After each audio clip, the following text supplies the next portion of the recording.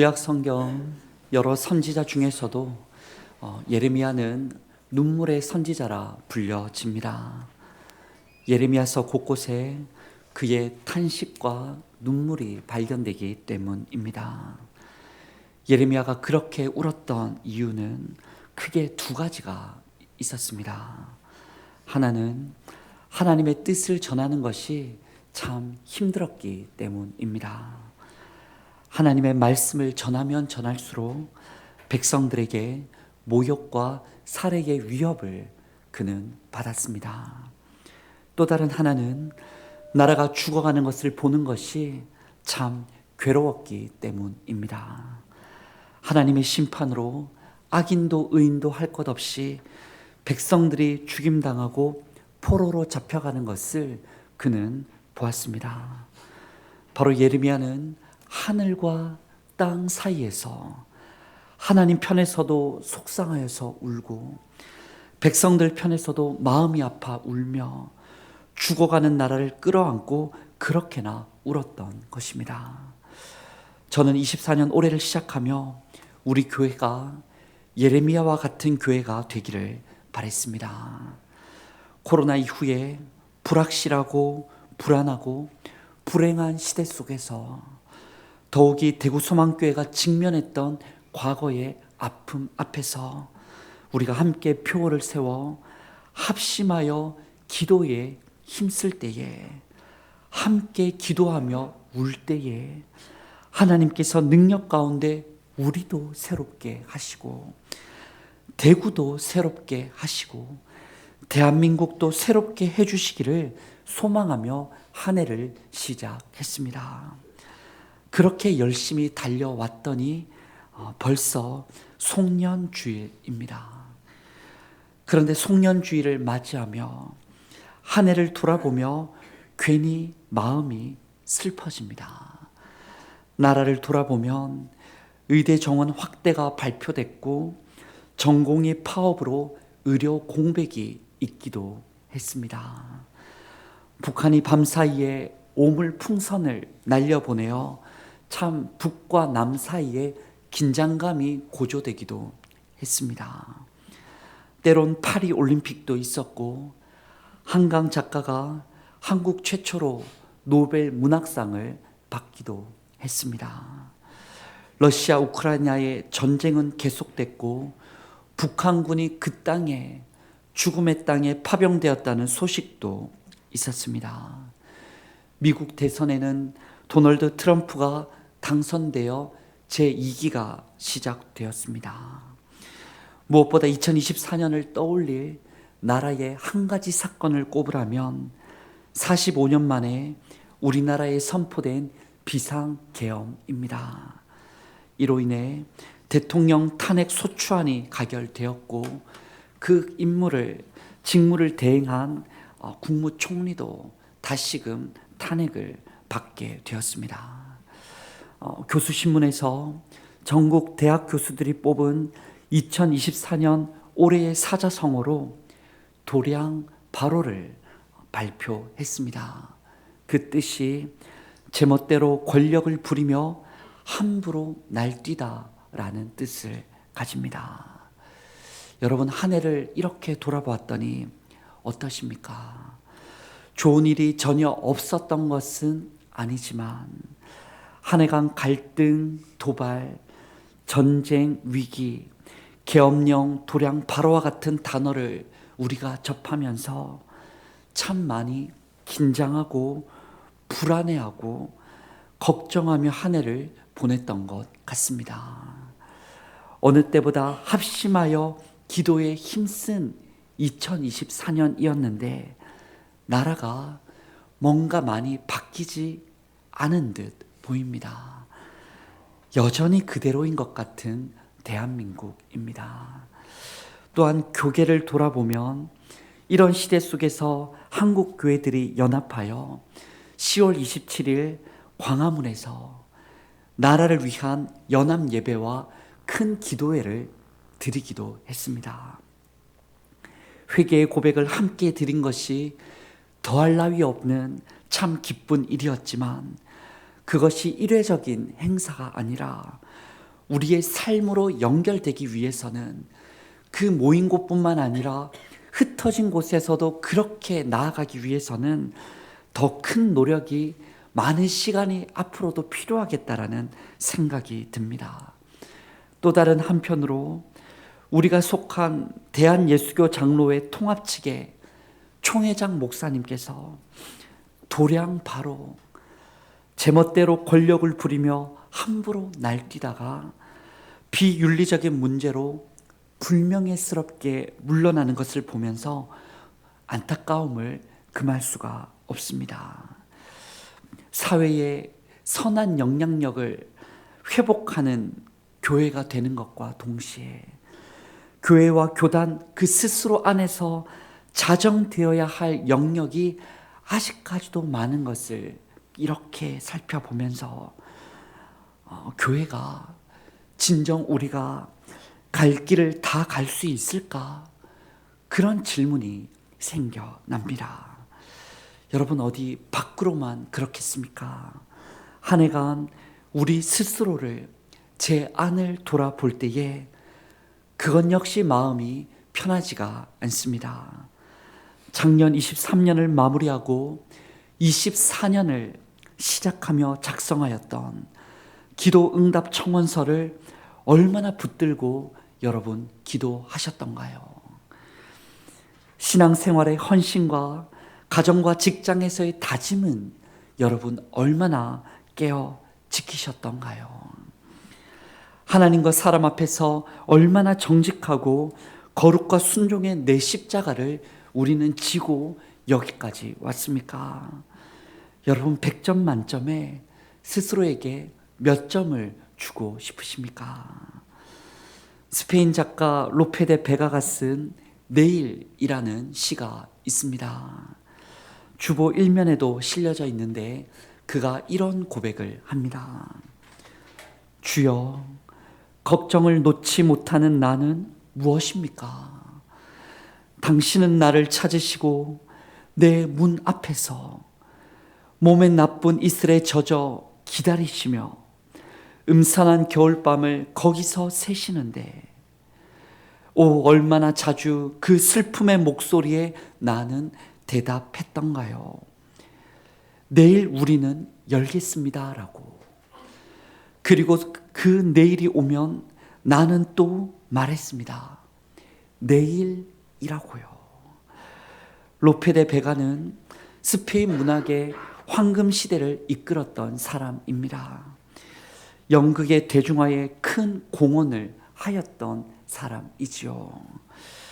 그런데 그는 여성 편력이 있었고 수많은 여성들과 끊임없는 연문을 뿌렸는데 각종 불륜과 크고 작은 사건으로 삶을 가득히 채웠고 1635년 73개의 일기로 마지막 숨을 거둘 때까지도 그는 그렇게 사건들을 벌이다가 죽었다라고 알려져 있습니다.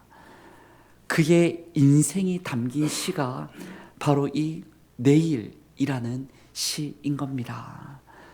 주님 문 밖에 서서 두드리시고 내 안에 들어와 새롭게 살도록 도우려 하시는데 자신은 늘 주님께 대답했다는 겁니다. 내일 열겠습니다.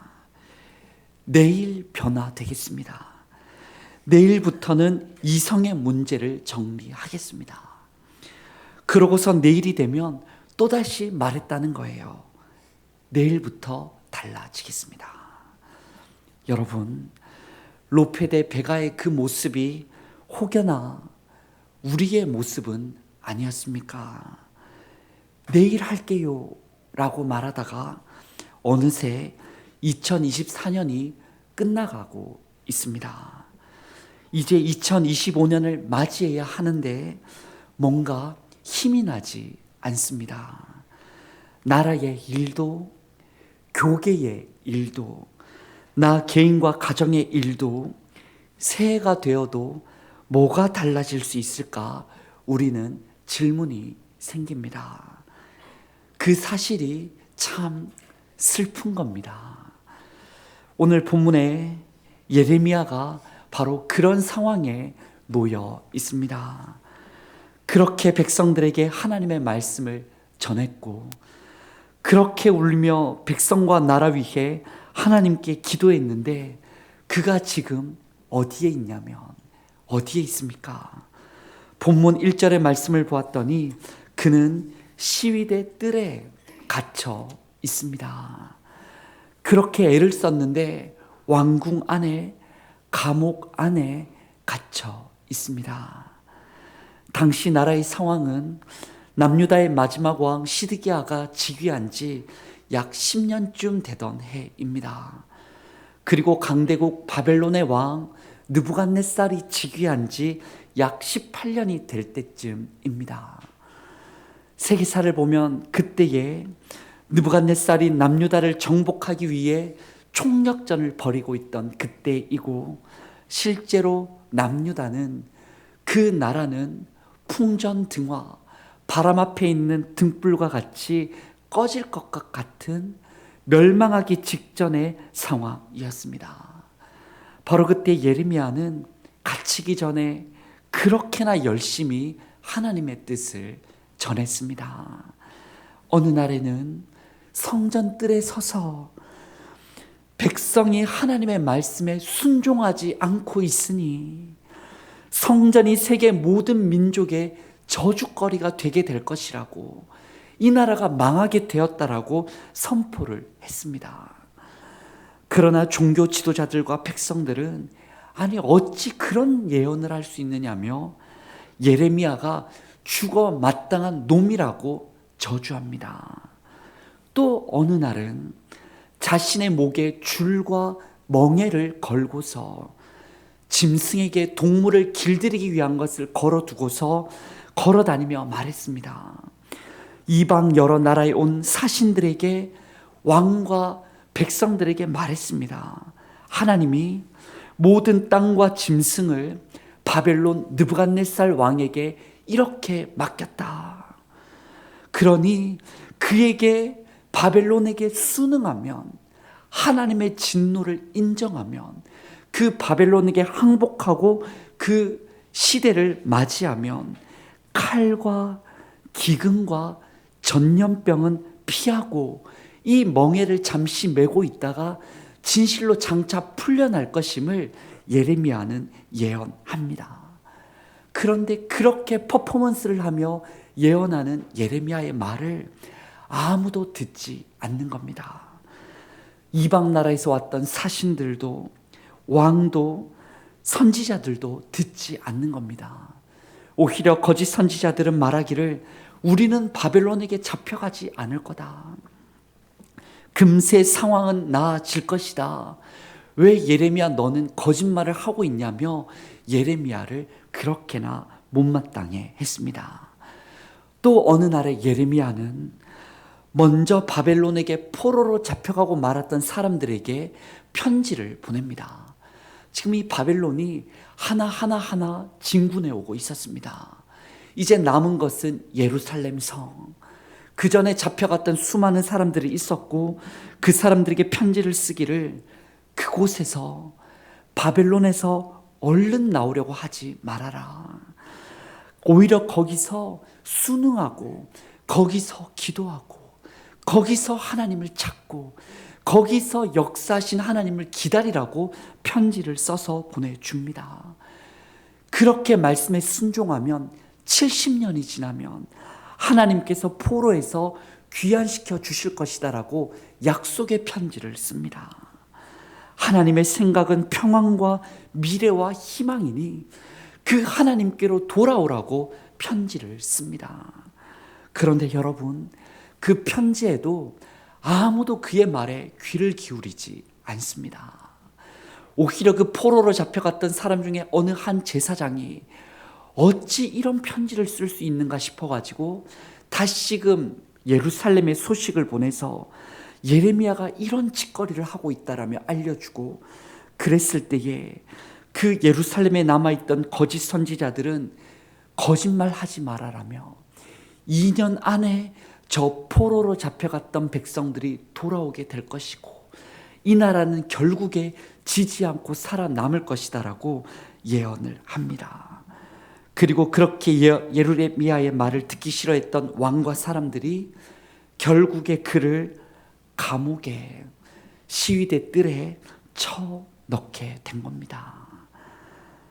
여러분, 그렇게 하나님의 뜻을 전했는데, 그렇게 울며 기도했는데, 하나님의 도성이 바벨론에 넘어가는 것이 하나님의 큰 그림이라고 말했었는데, 결국 예레미야가 어디에 있다고요? 감옥에 갇혀 있는 겁니다. 사람들은 예레미야의 말을 받아들일 수도 참을 수도 없었습니다. 그것이 하나님의 말씀이라는 사실을 받아들일 수도 참을 수도 없었습니다. 결국에 예레미야를 가둡니다. 그들의 마음을 가둡니다. 하나님의 말씀을 가둡니다. 여러분, 그런 상황 속에서 예레미야가 뭘 더 어떻게 더 할 수 있었겠습니까? 참 슬픈 겁니다. 희망이 없는 거예요. 힘이 하나도 없는 겁니다. 그런데 여러분, 바로 그때, 아무것도 할 수 없을 것 같은 그때 하나님의 말씀이 예레미야에게 임합니다.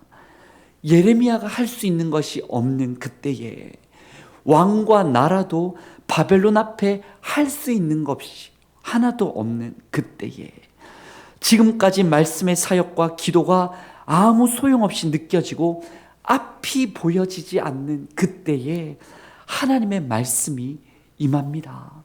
뭐라고 임합니까? 우리 2절의 말씀을 함께 낭독해 봅니다. 시작. 이를 행하시는 여호와, 그것을 만들며 성취하시는 여호와, 그 이름을 여호와라 하는 이가 이와 같이 이르시도다. 아멘. 2절 말씀을 원어적으로 풀어보면, 땅을 만드시고 그 위에 세상을 만드신 하나님께서 그 일을 계획하시고 그 일을 완성하신 하나님의 약속과 말씀이 임합니다. 어떤 약속과 말씀인가? 3절 또한 우리 함께 읽어보겠습니다. 시작. 너는 부르짖으라. 내가 내게 응답하겠고 내가 알지 못하는 크고 은밀한 일을 내게 보이리라. 아멘. 하나도 보이지 않는 것 같은 그 감옥 안에 있을 때 크고 은밀한 일을 내게 보이리라 하나님 말씀하십니다. 그리고 도대체 큰 일이 무엇인지, 보여주실 일이 무엇인지에 대해서도 구체적으로 알려주시는데, 그게 바로 4절부터 9절의 말씀입니다. 지금 남유다가 끝까지 바벨론에 투쟁하며 참호를 만들고 칼을 들고서 대항하지만은, 나라를 살려보겠다라고 하나님의 뜻이 여기 있다라고 애를 쓰지만은, 지금까지 남유다의 악행으로 말미암아, 범죄함으로 말미암아 하나님의 얼굴을 가려서 이 성을, 이 나라를 돌보지 않겠다라고 하나님 말씀하십니다. 심판이 있다라고 말씀하세요. 그러나 장차 이 성읍을 치료하여 고쳐 낫게 할 것이라 말씀하십니다. 포로에서 돌아오고 죄에서 씻김 받고 복과 평안으로 인해 세계 열방이 놀랄 것이라고 하나님 말씀하십니다. 구원을 약속하십니다. 그 하나님의 약속 두 가지가 무엇입니까? 크고 은밀한 보여주실 일이 바로 심판하고 계시다라는 것과 구원하실 것이다라는 하나님의 약속입니다. 여러분, 그 약속이 어떻게 됩니까? 세계사 우리의 역사를 보았더니 그대로 이루어진 겁니다. 70년의 포로 생활을 했고 바벨론에서 풀려나, 그때는 바사왕 페르시아 고레스 왕으로부터 칙령이 발표되어 고향 땅으로 돌아오는 역사가 일어났던 겁니다. 그뿐만 아니라 온 세상을 포로에서 풀려주게 하시려 우리 예수님 이 땅에 오신 겁니다. 하나님의 약속이, 심판과 구원의 약속이 실제로 이루어진 겁니다. 저는 이 말씀 앞에서 시위대 때 예레미야를 찾아오신 하나님께서 이 시대 우리들에게도, 손년주의를 보내는 우리에게도 찾아오사 말씀하시는 것만 같습니다. 나라의 한계 앞에서, 그 어지러움 앞에서, 교회와 가정의 한계 앞에서, 우리의 아픔 앞에서, 나란 사람의 한계와 이 부족함 앞에서, 오호라 나는 공고한 사람이도라는 탄식 앞에서 우리는 한 해간 한 치 앞도 나아가지 못한 것 같고, 내년 새해를 맞이하지만 한 발짝도 제대로 걸을 수 있을까 두려운 마음이 엄습하고 떨리는데, 그런 우리에게 하나님은 말씀하시고 약속해 주시는 겁니다. 어떤 말씀을 주십니까? 너는 내게 부르짖으라. 부르짖으라 말씀하시는 겁니다. 또한 어떤 약속을 주십니까? 내가 내게 응답하겠고 내가 알지 못하는 크고 은밀한 일을 이루리라 약속하십니다. 내가 하는 게 아니고요, 우리가 하는 게 아니고 누가 하시겠다고요? 하나님께서 하신다는 겁니다. 예레미야가 하는 게 아니고 하나님이 하신다는 겁니다. 사람이 일하는 정도가 아니라 사람이 감히 예측할 수 없는 크고 은밀한 일을 하나님이 하신다는 겁니다. 때로는 시대의 잘못된 일에는 벌도 있다라고 말씀하십니다. 어찌 보면 얼마 전 코로나와 지금까지의 이 나라의 세상의 난리와 소문이 그러한지도 모릅니다. 하나님의 노여움과 분노가 시대에 따라 있다고 말씀하십니다. 그런 하나님은 종국에 치료하시고 고쳐 낫게 하는 것이 그분의 뜻이라고 말씀하십니다. 용서하시고 깨끗하게 하시며 모든 복과 평안으로 세상에 하나님의 이름을 드러낼 것이라 하나님 말씀하십니다. 하나님은 심판과 구원을 때를 따라 역사 속에서 진행하고 계시다는 것을 알려주십니다. 다만 이 일을 위하여, 하나님의 뜻이 하늘에 이루어지기를 위하여 계속해서 너는 내게 부르짖으라 요청하십니다. 누구에게요? 예레미야에게. 그리고 누구에게요? 우리들에게. 너는 내게 부르짖으라 말씀하십니다. 기도하고 또 기도해야 할 때이다라는 겁니다. 광야에서 여호수아 군대가 아말렉과 싸울 때에 모세가 두 손을 올리고서 끝까지 올릴 때에 전쟁이 승리하였던 것처럼 우리들이 기도에 깨어 있으면 두 손을 들고 나를 위해, 가정을 위해, 교회를 위해, 나라를 위해 두 손을 들고 기도하고 또 기도하고 깨어 기도하면 진정 승리하고 살게 될 것임을, 어디가 우세한지 잘 보이지 않지만, 기도에 쉬고 있을 때는 질 때도 있지만 끝까지 기도하면 반드시 승리할 것을 우리 주님 약속해 주십니다. 사랑하는 성도 여러분, 시위대 뜰에 갇혀있는 여러분, 지금이야말로 하나님의 말씀이 임하는 때입니다. 저에게 주신 이 말씀, 또 저를 통하여 우리 공동체에게 주신 이 말씀, 그리고 이 말씀 말고도 여러분에게, 내게, 각자에게 주신 그 말씀을 삶의 자리 그곳에서, 광야에서 하나님과 독대하며 들으실 수 있기를 원합니다. 여러 예배와 수요 통독, 성경 통독 예배를 통해서 또한 듣기를 원합니다. 우리가 듣고자 할 때 그 내가 아무것도 할 수 없는 자리에 하나님의 말씀이 임하게 될 것입니다. 그리고 계속해서 기도하기를 원합니다. 올해 교회표 현수막은 합심하여 기도에 힘쓰는 교회라는 이 현수막은 오늘을 마지막으로 내려지겠지만은 지금의 시대와 나라와 교회와 가정의 때는 어떤 때이냐면 기도할 때임을 여러분 잊지 마시기를 바랍니다. 새벽을 깨우고 금요일 밤을 깨우고 기도에 계속 깨어있기를 원합니다.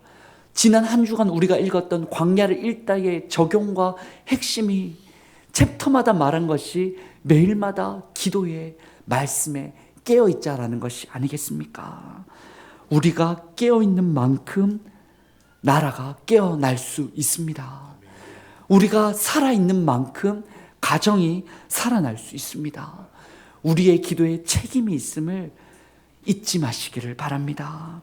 그리고 마지막으로 약속을 붙들고 살아가기를 원합니다. 숨이 막히고 많이 지치고 살 길이 보이지 않더라도 그때에도 약속을 붙들고 이 말씀을 붙들고 주님을 붙들고 계속해서 우리 살아갈 수 있길 원합니다. 새해 뭐 그렇게 많이 바뀌지 않아질 수 있지만 내 원하는 날이 여전히 오지 않아 보일 수 있지만 실은 예레미야가 그렇게 예언하고 70년 뒤를 그는 직접 볼 수는 없었지만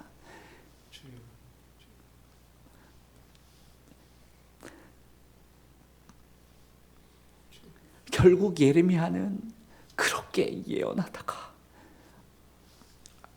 죽고 말았지만 하나님께서는 진실로 역사하셔서 온 세상에 보여주신 겁니다.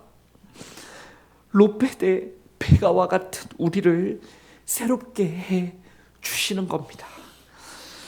약속 위에 서서 주님 약속하신 말씀 위에 서서 바로 그 일상 속에서 지극히 너무 평범하지만 다 보이지 않지만 가치 있는 삶을 따라 우리 한 해도 묵묵히 함께 걸어갈 수 있기를 원합니다.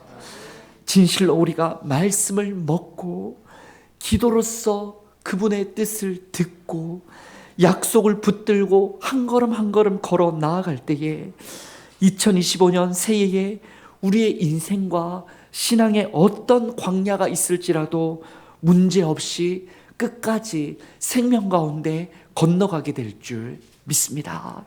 그 믿음으로 한 해를 마무리하고 새해로 나아가는 모두가 되기를 원합니다. 우리 주신 말씀과 기도 제목을 붙들고 함께 기도하기를 원합니다. 이를 행하시는 하나님, 그것을 만들며 성취하시는 하나님,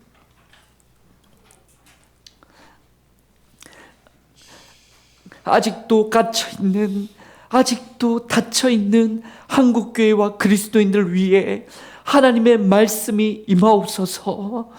온 세상과 나라가 무너지는 시대를 위해 계속해서 합심하여 기도에 힘쓰는 교회, 하나님의 뜻을 듣는 교회가 되게 하여 주옵소서. 하나님의 약속대로 우리의 가정과 교회와 대구 지역과 이 나라를 치료하여 고쳐 낫게 하여 주시고 평안과 진실의 풍성함을 나타내 보여 주시옵소서라고 우리 시간에 함께 한 해를 돌아보고 새해를 맞이하며 주님께 맡겨드리며 통성으로 기도하겠습니다. 하나님 감사합니다. 지난 한 해를 돌아보니 모든 것이 은혜, 하나님의 은혜뿐이었음을 고백드립니다. 하오나 하나님, 그렇게 은혜로 채워주셨는데도 한 해를 돌아보니 우리의 마음이 참 먹먹하고 슬픔이 많습니다.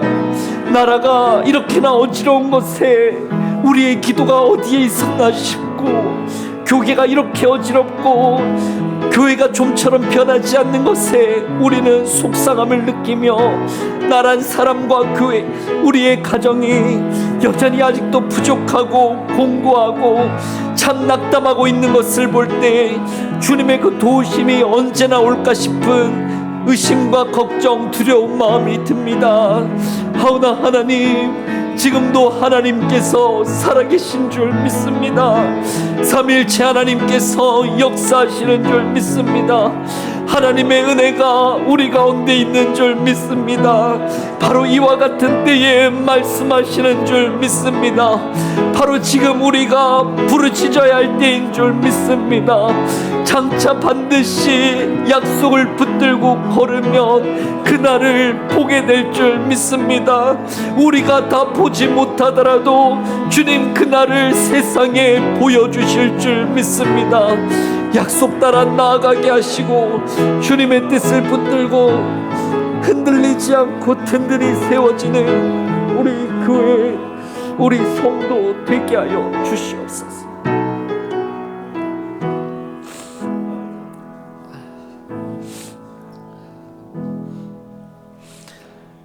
하나님 아버지, 2024년을 돌아보니 그렇게 열심히 달려왔는데 정작 우리들은 시위대 뜰 안에 갇힌 것만 같습니다. 그렇게 말씀을 읽고 울며 기도하고 복음을 전했는데 세상이 바뀌어진 것은 아무것도 없는 것만 같습니다. 하오나 하나님, 지금도 하나님께서는 말씀하시고 기도에 응답하시며 큰 심판과 구원의 약속을 이루어 오셨고 이루어 가고 계신 줄 믿습니다.